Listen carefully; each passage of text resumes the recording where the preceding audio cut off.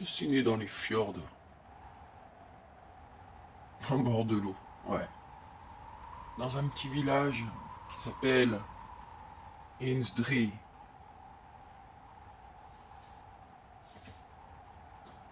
Aussi loin que je m'en souvienne, ça a toujours senti le poisson. C'est un village de pêcheurs. Mon père partait pêcher le matin. Très très tôt, je voyais que très peu. Quand il rentrait, il vendait le poisson. Ma mère, elle le rejoignait au port. Tous les deux, ils vendaient le poisson. Ils s'en occupaient. Et j'étais libre comme gamin. Ah, je regardais les voiliers. Ouais. Moi, ce que je voulais, c'était un voilier. Un vrai voilier.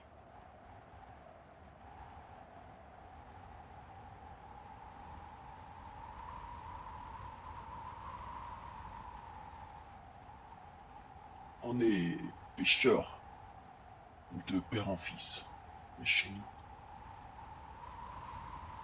Moi, la pêche, c'était pas ce que j'aimais. Mais que faire? J'ai deux frères et une sœur. Ils sont devenus pêcheurs. Ma sœur a dû se marier assez tôt, je crois. Elle a eu le béguin pour un type, un marchand. Ouais, gentil. Je voulais pas pêcher. Je voulais partir sur un voilier immense. Je voulais voir les océans. Je voulais aller voir toutes les mers. J'en avais entendu parler. Tu sais, j'étais un sacripant, mais j'ai lu, j'ai beaucoup lu. J'ai voulu apprendre à lire. D'ailleurs, ma mère ne m'a pas blâmé pour ça. Elle en était très heureuse. Et j'ai vu des livres merveilleux, des livres magnifiques, avec des terres que je n'avais jamais vues. Imagine quand t'es gamin, tu veux découvrir le monde.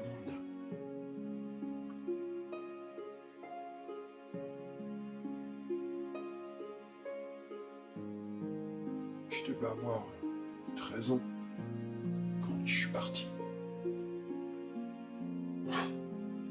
Ah, on commençait de se disputer souvent avec mon père. La pêche, pas la pêche. Et je pouvais pas devenir pêcheur. C'est un beau métier, mais j'avais tellement de rêves. Alors un matin, j'ai pris la mer. Depuis quelques jours, il y avait un voilier magnifique au port. J'admirais ces hommes. Et quand je les voyais, je me disais, je veux être comme eux, je veux repartir avec eux. Je veux pas rester ici, je veux pas passer ma vie ici. Même, je t'assure, même si l'endroit était merveilleux, t'imagines bien, au bord d'un fjord. Mais je voulais pas faire ça, je voulais pas en rester là. Alors, bien sûr, j'ai demandé à monter à bord. Ah, ils ont refusé. Mon père m'a mis une bonne trempe, parce qu'évidemment, ils m'ont ramené à coup de pied au cul chez moi. Mais je voulais partir. Alors, ce que j'ai fait, je suis monté dans le bateau. Quand ils ont chargé les vivres, et je me suis foutu au fond d'un gros panier. Tu sais, les gros paniers ronds, tu mets des vivres dedans. Et c'est ainsi que j'ai réussi à rester à bord. Je suis sorti. Oh, bien, une bonne nuit. Après qu'on ait pris la mer. Et là, évidemment, eh ben, il pouvait plus me ramener. J'en ai bavé. J'en ai vraiment, vraiment bavé. Mais j'ai jamais regretté.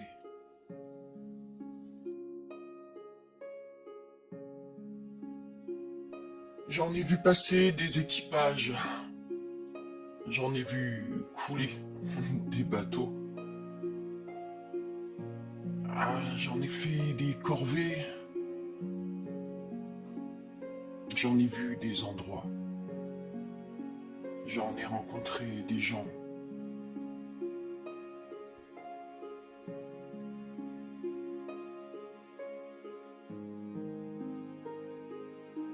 Et je m'étais promis de revenir au village qu'une fois que j'aurai mon voilier, mon bateau à moi. Et je l'ai fait. Quelques années plus tard, je l'ai fait. Ça fait un moment déjà. J'étais fier.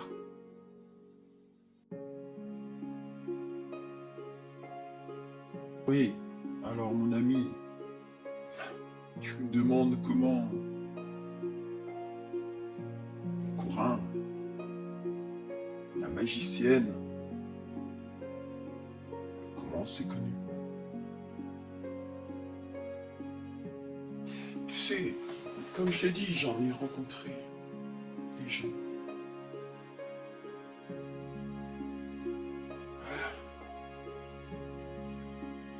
Avec cette rencontre, il y a quelque chose de particulier. Je te raconterai ça un jour. On se connaît bien. Avec Corin, la magicienne, l'ensorceleur, on a toujours été des super bons amis.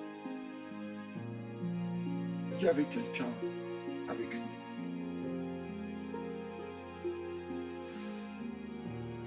Ouais, un jour je te raconterai.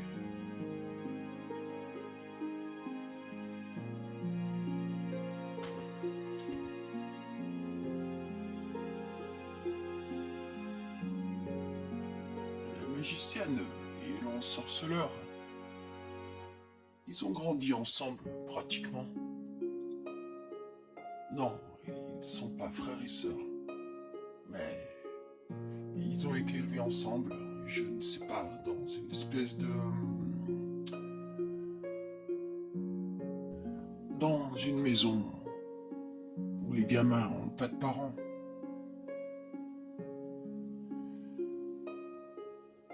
Quand on les a rencontrés, mes hommes et moi, l'ensorceleur était déjà un bon magicien. Elle, elle était vouée à ça, mais la magie, ça l'intéressait pas du tout. Elle était prête à manier l'épée. Elle voulait pas entendre parler de magie. D'ailleurs, tu la connais un peu maintenant. Tu as vu, elle n'aime pas trop utiliser la magie, vraiment en dernier lieu. Mais avec les années,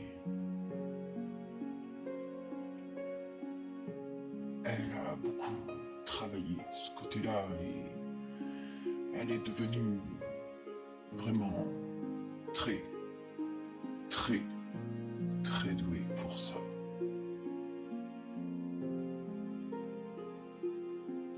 Tu sais, il y a quelques années, ouais, un bon paquet d'années,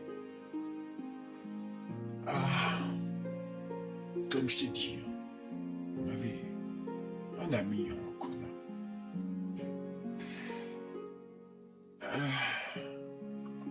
On a vécu de véritables mésaventures. Parce que cet ami-là, il avait le chic pour se mettre dans les ennuis. On aimait, donc on l'aidait. Il était brave, très très brave. C'était un guerrier hors pair. Il avait beaucoup de charisme. Tout ça pour te dire, la magicienne, à un moment donné, pour aider cet ami-là,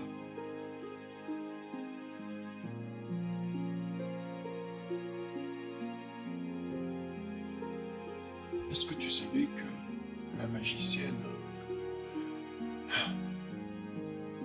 a vécu pendant des mois dans les profondeurs de l'océan?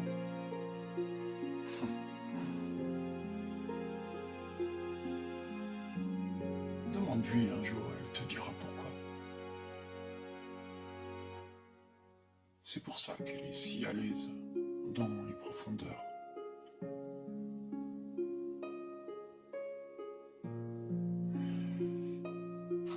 Je me dis toujours qu'elle a envie d'y retourner. Je la vois regarder la mer parfois, d'un air absent.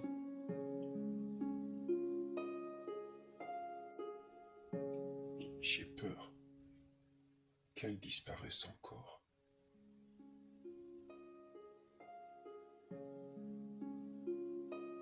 Ouais. Corin. J'ai connu la magicienne et non le sorceleur avant de connaître Corin. D'ailleurs, c'est grâce à la magicienne que j'ai connu Corin. C'est devenu un ami extraordinaire, un ami loyal. On peut compter sur lui. Ces deux-là se connaissaient depuis très longtemps. Quand j'étais en mer, évidemment, elle voyageait sur Terre. J'ai connu Corin comme ça parce qu'ils ont fait pas mal de routes ensemble.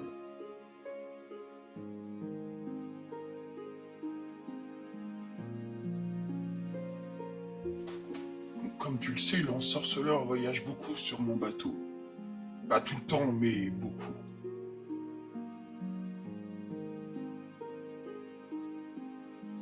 C'est bien pour nous, parce que on a souvent besoin de lui. Et s'il voyage autant avec nous,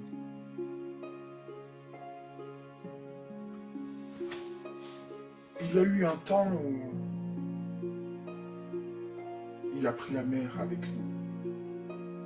À chaque fois, à chaque aller, à chaque retour.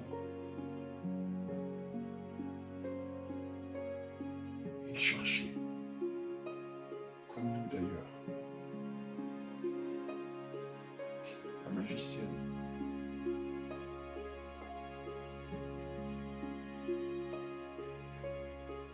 Elle te dira.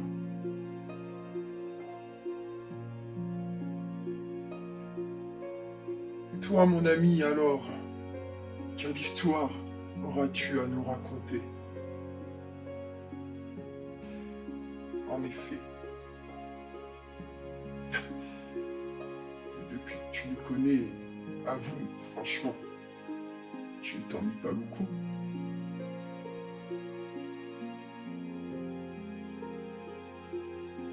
prophète, tu crois vraiment qu'il y a un géant du côté des falaises?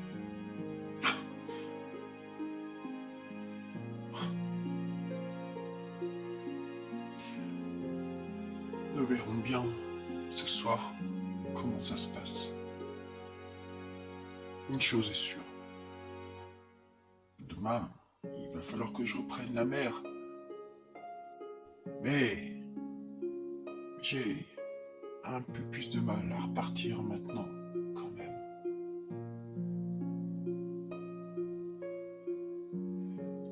J'ai du mal à reprendre la mer.